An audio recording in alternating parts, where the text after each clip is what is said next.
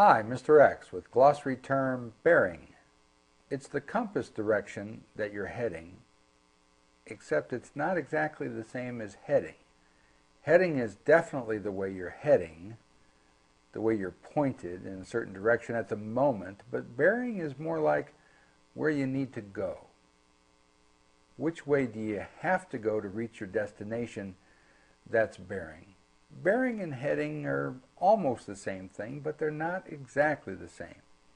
Bearing is more static, more long-lasting. Heading is which way you going as the wind blows.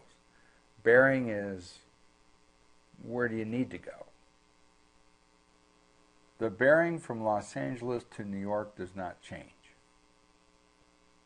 Now, given certain wind conditions, you're going to have a different heading to get from Los Angeles to New York, depending on the wind, but the bearing is going to stay the same. Actually, this isn't exactly true when you think about it. The bearing from Los Angeles to New York does change, but it changes very, very slowly over geologic time. So if you're headed northeast, you're on a compass heading of 45 degrees.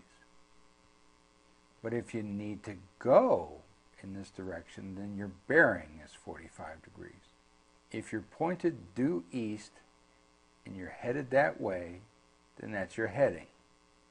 If that's the direction you need to go, then that is your bearing. MrXMath.com